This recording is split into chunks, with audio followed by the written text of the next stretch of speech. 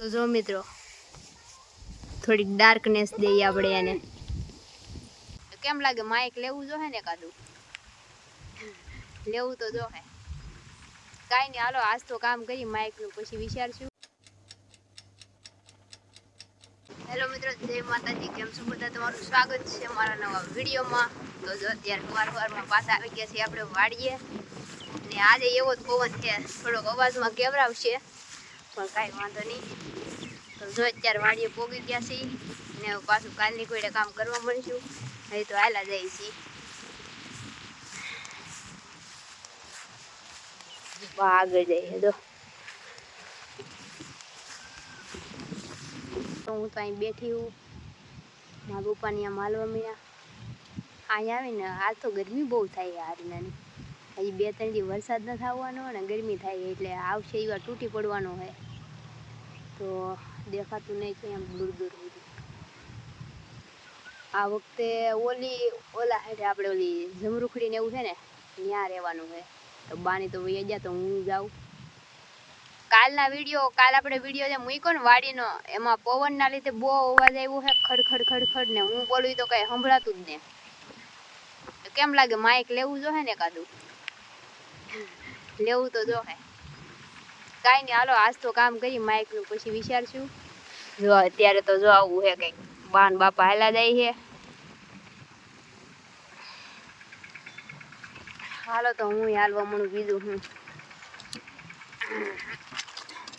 કાલે બદામ મળી ગયા, આજ કઈ મળ્યું નથી. પાક છે ભાઈ, તરીકો હે ભાઈ આજ તો બહુ. ને આમાં સોયાબીન વાવી તો દીધું પણ કઈ સારું ઉગ્યું નહીં. કેટલો પવન આવે, પવન બહુ આવે. એ એક વાંધો છે, આ બ્લોગ નથી બનાવવા દેતો મને.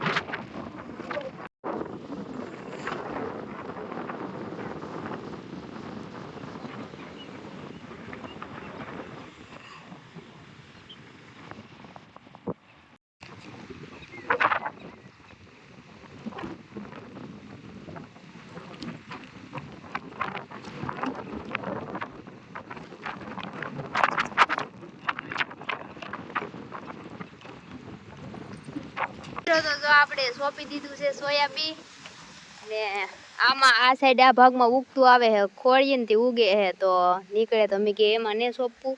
ને જો આપણે અડધું ખેતર સોંપી દીધું ને અડધું બાકી. આમાંથી વધારે તો ખોડ ગઈ અમારે. એલા પવન બહુ આવે પણ આ જો હવે પાછા ભાગશું ઘરે, નાખું ધોવું ને એવું કરશું. હાલો મિત્રો, તો જો આપણે નાઈટ થઈ ગયા છીએ મસ્ત ના, ને હું પૂરો વાત જાય છે પાછા ઓલા ઘરે. કાપરી આ ખડ કેવું મસ્ત હે પૂરી, આ ખડ કેવું મસ્ત છે જો. તો જાય છે ઓલા ઘરે, શું કરે છે બધા જોઈને. આ પવન તો રહેતો જ ને, પવને તો બહુ વાવા ફેર્યા.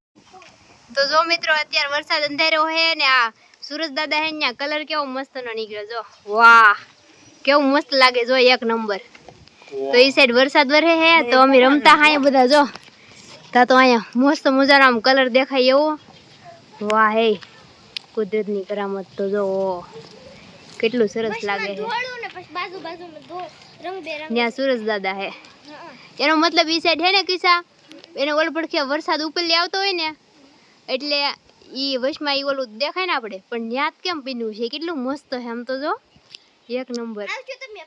તો જો મિત્રો થોડી ડાર્કનેસ દઈએ આપણે એને.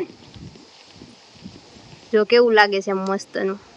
વાહ સરસ. તો અત્યારે વાગી ગયા છે રાતના 9:30.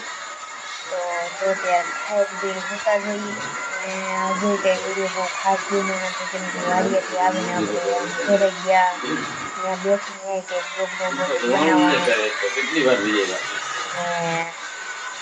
પછી સામે કઈ ટાઈમ રાંધવાનું બધું ઉતા હોય તો કેમ કે બધા થાકી ગયા હતા.